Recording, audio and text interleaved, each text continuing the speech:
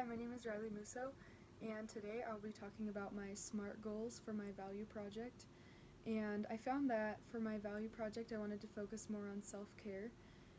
Through the week 3 project, I found that my value conflict was mostly in the area of physical self-care, dieting, exercising, sleeping better.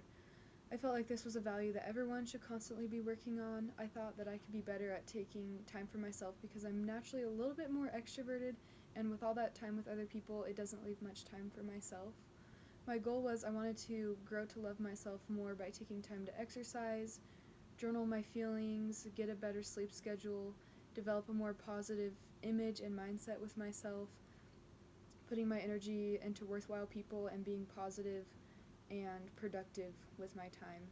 And I've realized that that is something that I struggle with because I want to spend time with people, and that's how I feel renewed, by spending time with other people. But I also need to know how to spend time with myself and find my own hobbies and know how to feel renewed just by myself and without other people and without other people's opinions or things like that. So basically, my main focus was just trying to figure out my own feelings in life and figure out what my stresses were, and also figure out how I can deal with that and combat that to calm myself down, or even just have downtime with myself and find it enjoyable, because I find that I really enjoy time with other people, but by myself I struggle sometimes knowing with what my hobbies are, because my hobbies change and I don't have one specific focus that I'm interested in.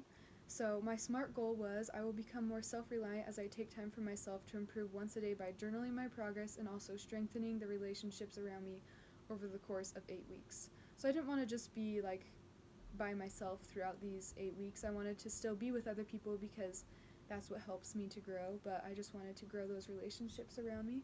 So I first started off by interviewing my dad, because my dad's a great example of someone who I can interview. My dad's really good about finding his own hobbies, things that he enjoys, and I feel like he's just a very focused and driven um, example with having his own business and everything. So I asked him what helped him, and he said that he had good training in his studying at college due to how my grandpa trained him to be a hard worker growing up on a farm and everything, and just working hard outside. And then his mission also trained him working with knowing how to have a schedule, a planned time every day where he had to be doing something every day and stay consistent with that. And these two things helped him a lot during his studies in college, but I also wanted to know how he developed his hobbies and how he developed time for himself, and how he wasn't just focused in his studies, or for me, focused in a social life, and he was more studied in, or he was more focused in the areas around him.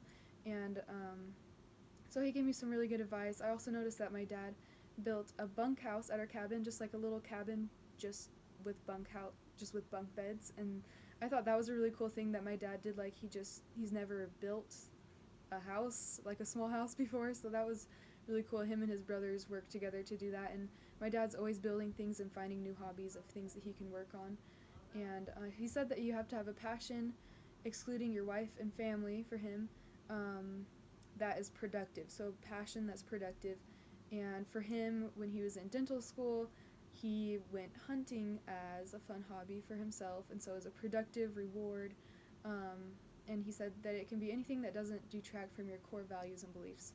So I really liked that, and I really felt like his input helped me with my self-image. And throughout these 8 weeks, I was really able to find different things about myself that I hadn't thought of before. Once I focused my mindset more towards myself, how I'm feeling, journaling anytime that I felt a certain way, and finding what my stresses were and finding what my hobbies were, and also focusing on schoolwork so that I can be studying on my own time, I was really able to identify what the most valuable resources were to me, and I've been able to work more towards my goal of having more self-reliance and hobbies and more self-care. So that was really interesting. I'm glad I could do this project, and it helped me out in many ways, and I hope that you can learn something from my project. So thanks for listening.